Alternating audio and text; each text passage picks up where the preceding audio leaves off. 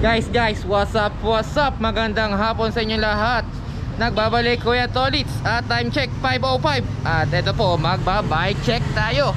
Nandito nga pala tayo ngayon sa Fixed Gear Bike Shop. Ang pangalan po, flex natin agad, Novisia Cycle, General Trias, Cavite. Yep, nandito tayo ngayon sa Cavite. At ito po ang bantay natin, no? Si kapatid, anong pangalan mo kapatid? Ervin Teves. Yan, galing kami kanina ng Carissa Creek. Umuwi sa kanila, nag-bike check doon sa cover court. Tapos ito po, bike check ulit sabay. Pagkatapos ng bike check, pe-flex natin ang mga tinda nila sa loob. Alright, bago yan, pakilala muna natin si kapatid. Anong pangalan mo? John Wayne Lucena po. Taga saan si John Wayne? Buena Vista to lang po sa may tabing sulukan. Dito lang din yan sa General Trias. Dito lang din po. Naka-jacket guys, mukhang galing ng Tagaytay to ah. Nagbiyahe ka ba ron? Ay, nag-ikot-ikot lang ako sa may bandang Kawit. Kawit, nagala lang guys, nag-partial ride. Ilan taon ka na nag-fix gear? Magwa 1 year pa lang. Ay, bago lang, pandemic biker. Anong bike mo dati bago ka mag-Pixie? Road bike, MTB? Pixie talaga. Pixie talaga. Delikado kaya to, walang preno. Bakit mo ginisto yan? Ano siya eh? Masaya no, kakaiba. Walang preno no. Tsaka mas masarap ipang ensayo. Yeah, masarap. Kumakarera ka na rin ba? Isang beses pa lang Sa numero? Sa numero? Yung palaro ni Luis Balagtas, yung nagpapalaro sa Tokwahan, Luis Balagtas. Yan o, shoutout. Kamusta naman ang laro? Pwesto ba?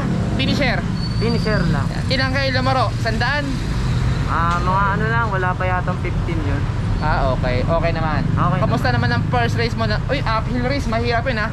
Simula guys dito sa Manggahan, Gentry, papunta ng saan nga yung dulo? Amadeo Hospital ba? No? Elementary School. Amadeo School. Yan. Okay naman, okay. Anong ginamit mong bike? Ito rin ba yun?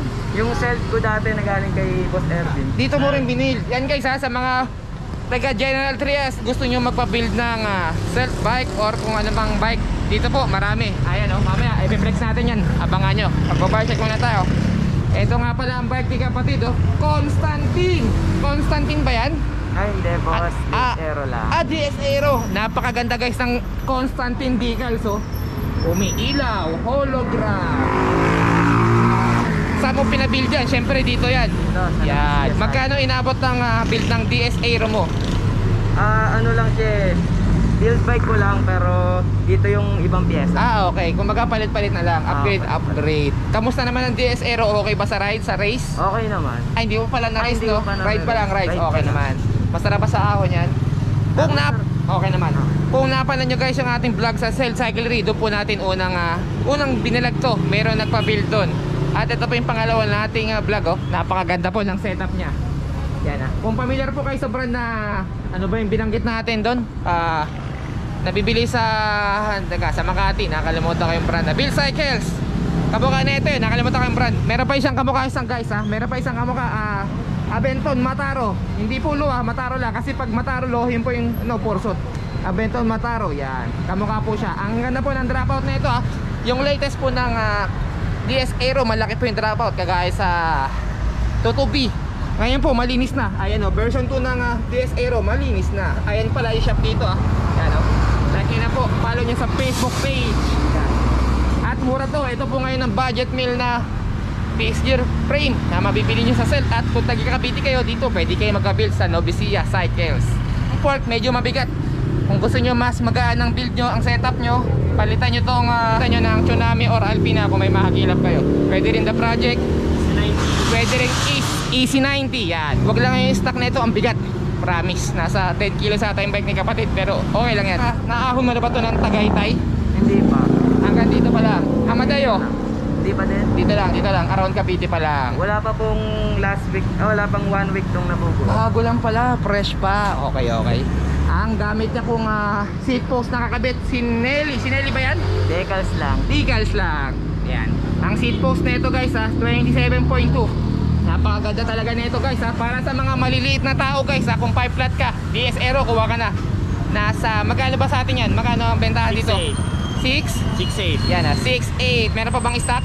Wala na, sold out na. Pero mag-stock tayo next month. Yeah, magre-restock. Para sa mga maliliit na kapadyak natin dyan kung gusto nyo ng medyo magandang forma at hindi mataas ang frame, DS Aero, suwak sa inyo yan. Anong height mo nga pala kapatid? 5'2". 5'2", diba? Suwak na suwak Ito nyo naman 5'2 lang siya, pero yung seat post mataas at mahaba din. Kasi po maliit tong frame na to, size 46 or size 48 ata yan. At ang maganda rito, aero seat tube, oh. Aero on down tube, oh, di ba? Ang linis na po, napakaganda na lang. Drop out, maliit na. At pwede kayo magkabit ng preno kung bago lang kayo guys, ha. Kailangan sa mga newbie, kabit kayo ng front brake para safe. Lalo na kung lugar nyo may lusong, may ahon, kabit kayo. Huwag kayo mahiya magkabit ng preno, kailangan yan sa buhay. Pag sanay na kayo, paklasin nyo na. Saka nga pala, pag makiklits kayo, dapat kung MTB pedal yung gamit nyo, dapat MTB shoes. Si kapatid, naka MTB pedal, kaso ang gamit na shoes pang road bike. Pakita mo yan. Yan, oh, bakit ganyan ang gamit mo, boy? 2-in-1. Anong brand yan? Speed. Kapag mag-MTB pedal kayo, dapat ang bibili nyo shoes, MTB shoes din. Pag kayong gagamit tong ganyan, masakit saan yan guys, magkakasakit kayo sa paa. Kasi pag nilakad niyan, hindi pantay, nasa gitna lang eh.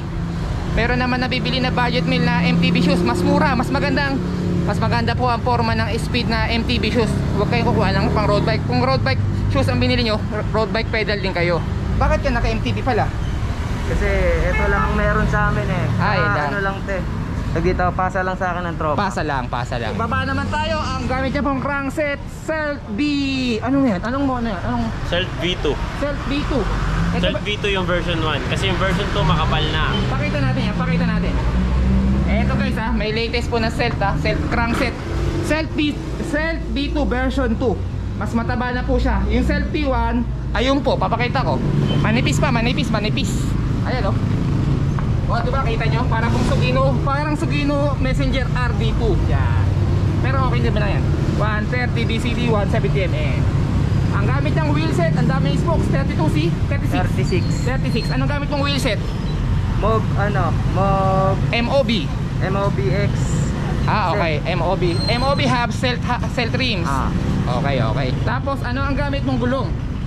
Ano yan? Compass yung sa uli. Bago sa uli. Vietnamese din, Prisan. Compass ang likod. Okay. Ang MOB ba? Hubs, Pix o Pix Free? Fix free lang. Okay naman.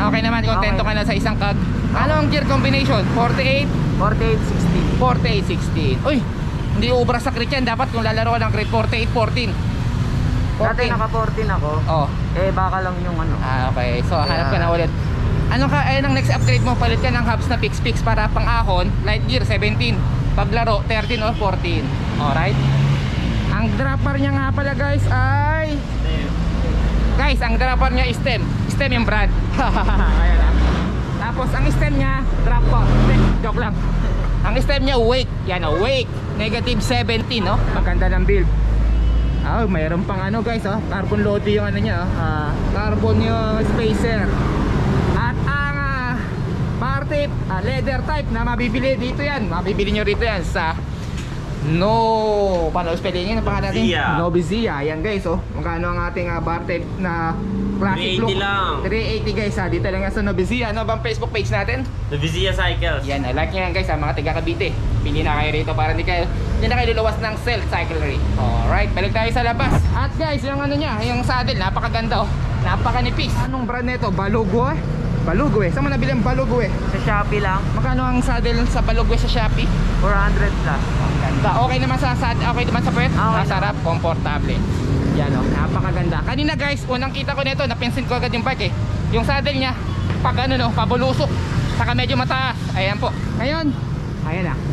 Nasa tama ng setup siya. Pantay na guys, pantay. So, ayun lang po, malapit na matapos ang ating magka 10 minutes na tayo. Patayin na natin to at magpapalag pa tayo sa loob. Anong pangalan mo ulit?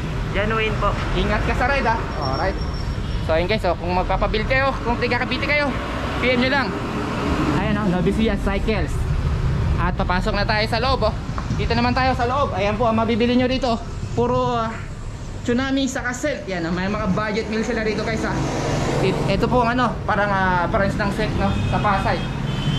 Meron na rin tayo dito sa General Trias, Cavite. Ano ba ang operation na natin? Araw-araw? Araw-araw bukas. Araw-araw. Anong oras nag-i-start?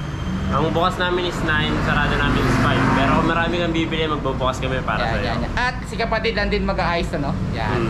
Free check-up kami, tapos maintenance 5 na lang. At may helmet din From Celt din yan guys Arnox yan Arnox. At meron din po sila ritong jersey. Shoutout, secret Yan mabibili nyo po rito sa Novo Cycle Secret. Ang gaganda ng kulay, white, celeste at black. At ayun, hagipan lang natin ha. May hubs po sila rito available. May front brake para sa mga newbie, may saddle, may battle. Oh, may the project components from BMX Cycle Center. May iskat Tagalog. May tube, may chain, may wrist spacer, headset na oversize, may battle cage, at marami pang iba. Kaya visit na po rito kung gusto, balak nyo magpa-build. At kung mahilig kayo mag-skid, tick stick guys ha, tick stick.